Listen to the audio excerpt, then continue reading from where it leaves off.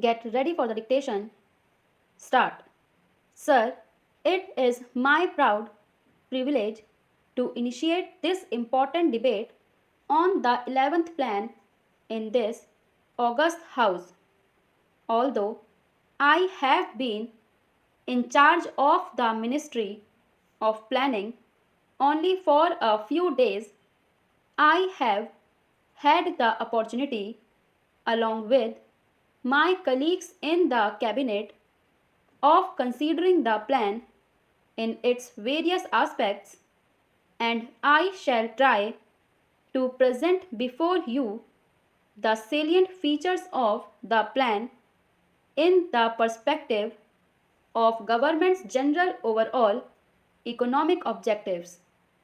Let me say at the outset that the 11th plan, covering the years 2007 to 8 to 2012 to 13, has been formulated in the light of the development experience of the past 3 decades and the perspective we need to keep for the next 10 to 15 years. The country's performance in the past has yielded very valuable lessons, and we must adapt our strategy of development in the light of this experience.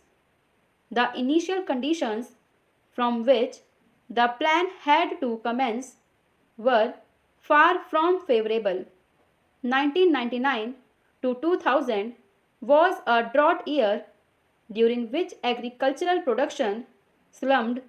There was a sharp rise in prices which continued during 2002, and many weaknesses appeared in the basic infrastructure of coal, transport, and power, which in turn had adverse consequences for industrial growth.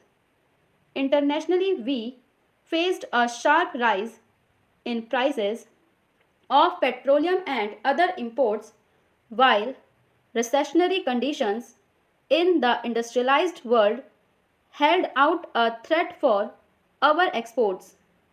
In a situation such as this, it was not easy for the government and the Planning Commission to chart the course of the country for the next 5, 10, or 15 years, which would be bold or definitive.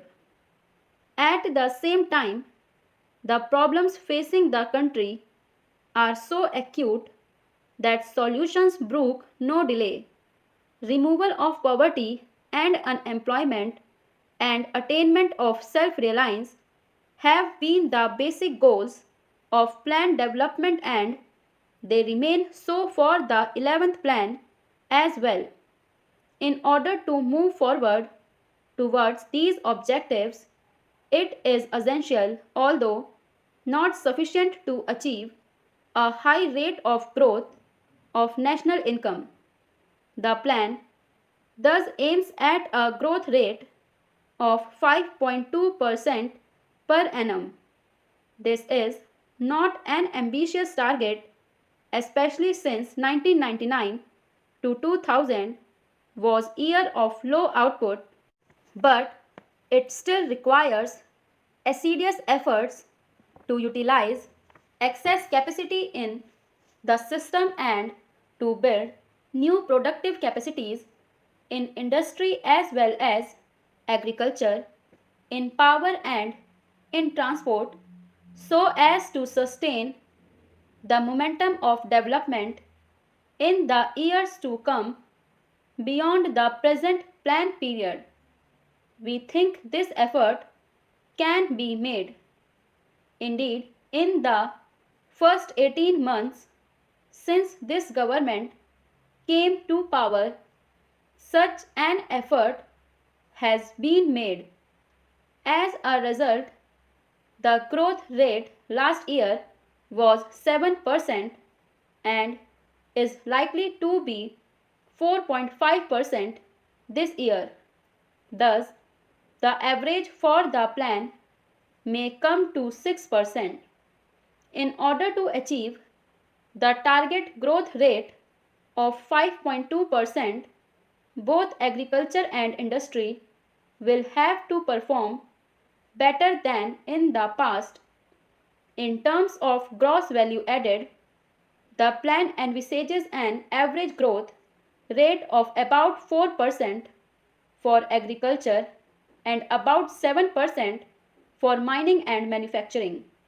The realization of these targets will require a substantial setup in investment as well as a considerable improvement in capacities which have already been created, particularly in such critical sectors as irrigation, power, coal, petroleum, fertilizers, cement, and railways.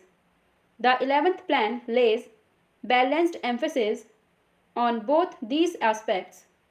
The country is currently self sufficient in food grains. However, there are still gaps in such important areas as pulses and vegetable oil seeds. Agriculture being still the foundation of our economy, the 11th plan contains a number of programs designed to further strengthen the modernizing impulses in agriculture, covering both food and cash crops. As a part of the overall strategy, the area under irrigation is sought to be increased by nearly 15 million hectares over the plan period. The consumption of chemical fertilizers is expected to go up from 5 million tons of nutrients in 1999 to 2000 to 9 million tons in 2004 to 5. The institutional credit for agriculture and rural development will be more than doubled over the plan period.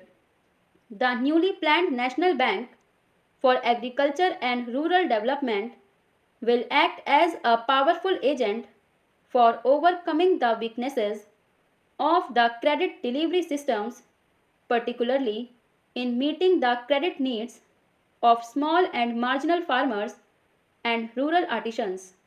Apart from crop husbandry, considerable stress has been laid on the development of subsidiary occupations like animal husbandry, horticulture, fisheries, social and farm forestry. The Dairy Development Program alone is expected to benefit about 15 million families. It is the declared policy of the government to provide remunerative prices for farm produce and to strengthen the infrastructure for marketing so that farmers have an adequate incentive to produce more.